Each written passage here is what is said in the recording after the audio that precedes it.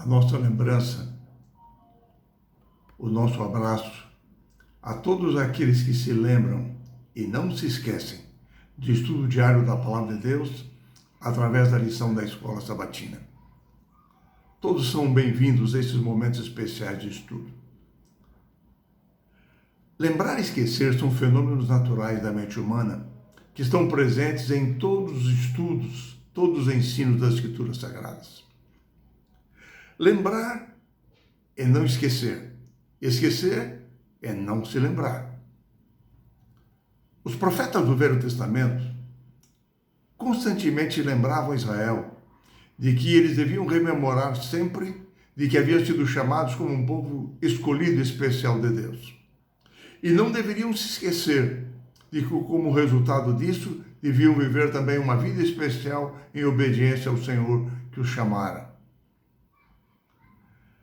A palavra lembrar aparece pela primeira vez na Bíblia, lá no dilúvio, quando Deus estabeleceu o arco-íris após o dilúvio como um símbolo, uma aliança, de que ele não destruiria mais a terra por água.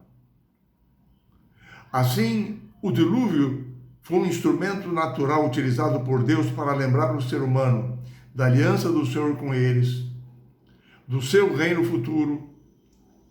Eles deviam, através do arco-íris, lembrar-se que Deus havia executado o juízo sobre uma raça que vivia em pecado, mas que o Senhor tinha um plano de salvação e de restauração para aqueles que haviam sido fiéis e haviam permanecido vivos. Deus não precisava do arco-íris, mas o ser humano sim, como uma lembrança para eles.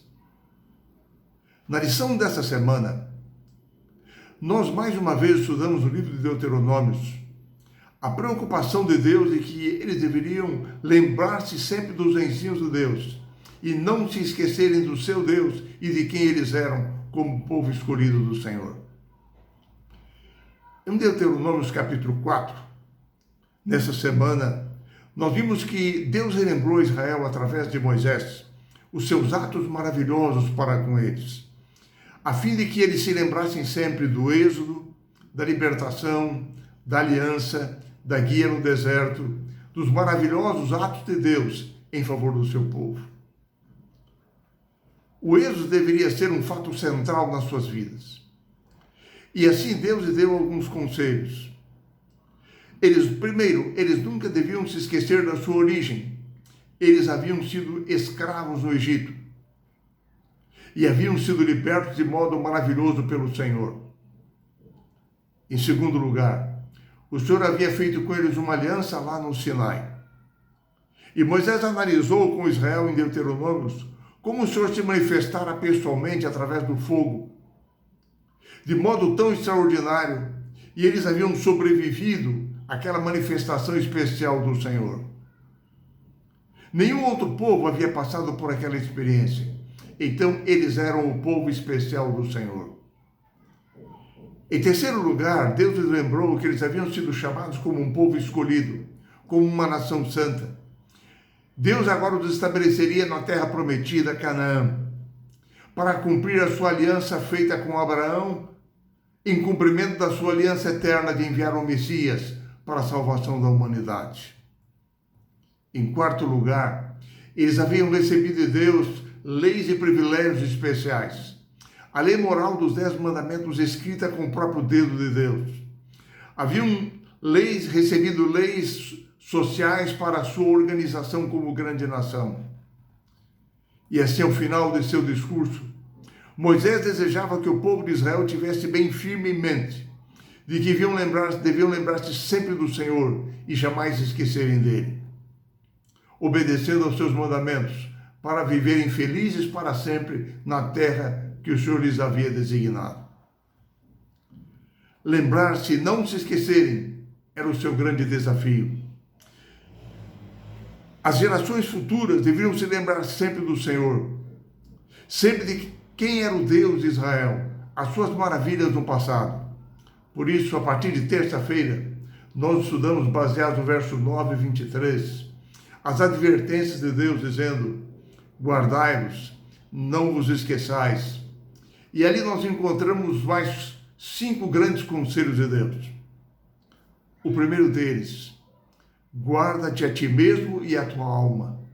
Ou seja, devia manter em sua mente, em seu coração, dentro dos seus olhos, no sentimento do seu coração, quem era o seu Deus, as maravilhas, as obras que ele havia efetuado por eles. Em segundo lugar, Deus lhes disse: não te esqueças daquilo que os teus olhos têm visto.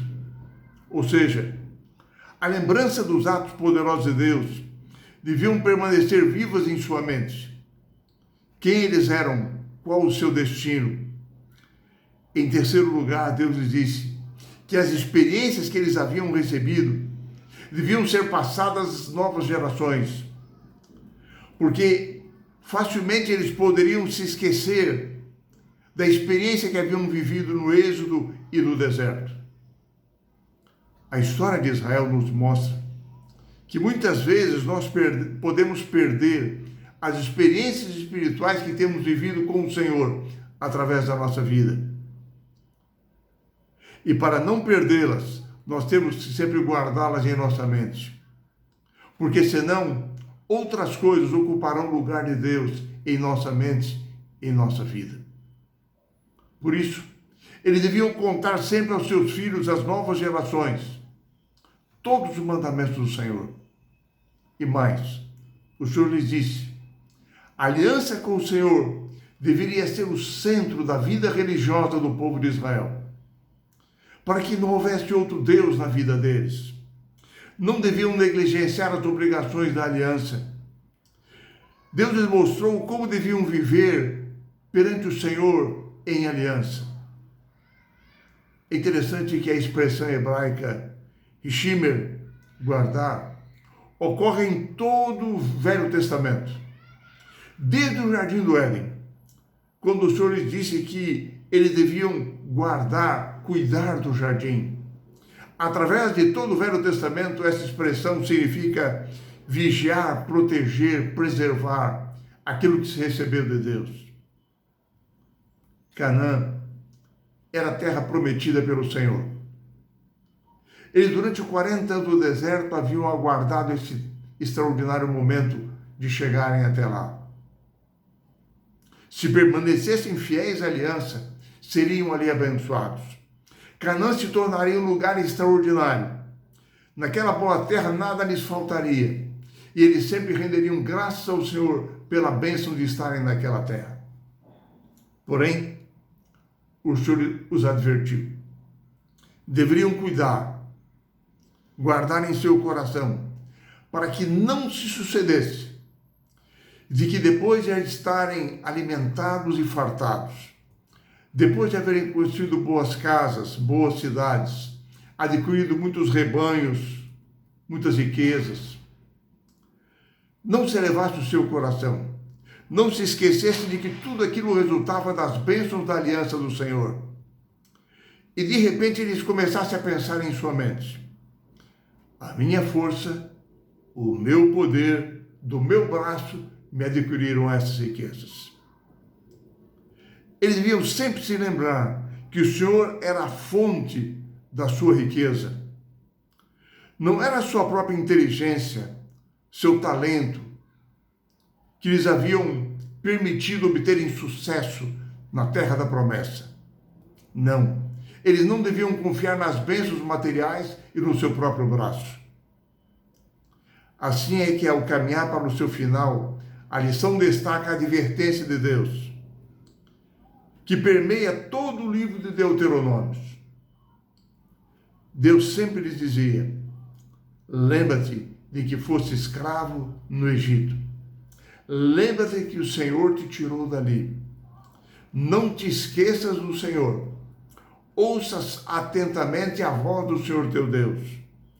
Lembra-te de como saíste da terra do Egito. Comemore sempre a Páscoa, através de todas as vossas gerações. E Deus diz mais: quando os vossos filhos te perguntarem no futuro: que rito é este, o rito da Páscoa? Respondereis: é o sacrifício da Páscoa ao Senhor, que passou por cima das casas dos filhos de Israel no Egito, quando feriu os egípcios e livrou as nossas casas. O anjo do Senhor, ao passar na terra do Egito, passou sobre a casa dos israelitas, não feriu os seus primogênitos, e eles foram libertos de modo maravilhoso. O Novo Testamento nos apresenta a Páscoa como o símbolo da libertação que recebemos em Cristo Jesus, que se ofereceu por nós na cruz do Calvário, para nos libertar da escravidão do Egito de pecado deste mundo. Cristo é apresentado nas Escrituras como o verdadeiro Cordeiro Pascual de Deus, que estabeleceu a Santa Ceia com o pão e o vinho como novos símbolos da sua libertação do pecado que ele nos oferece. Paulo, quando escreveu os Efésios, mostrou-lhes que sempre deveriam dar graças a Deus pela salvação que haviam recebido mediante Cristo Jesus, pela graça que haviam recebido de Deus em Cristo, e mediante a fé no seu sacrifício, eles eram salvos, formando assim o novo Israel espiritual de Deus, unindo agora judeus e gentios, aproximados todos pelo sangue de Cristo. E assim, tanto judeus como gentios, como os crentes em Éfeso, como nós hoje, o importante é que nos lembremos sempre daquilo que Cristo Jesus fez por nós na cruz do Calvário. Enfim, nós vivemos numa geração que busca a prosperidade, a autossuficiência, mas que tem dentro de si profundas armadilhas espirituais. Quanto mais as pessoas se tornam autossuficientes, menos elas tendem a depender de Deus. Isto acaba prejudicando a sua espiritualidade. É por isso que para mim e para você é importante nós nos lembrarmos e não nos esquecermos de como o Senhor nos guiou até aqui. Quais foram os valores que geraram a Igreja Adventista do Sétimo Dia? Como é que cada um de nós foi alcançado por Deus na salvação em Cristo Jesus e unido a esse grande povo? Assim, nós precisamos nos lembrar sempre e não nos esquecermos daquilo que o Senhor tem feito por nós. Que Ele nos abençoe, nos guarde e nos sustente cada dia.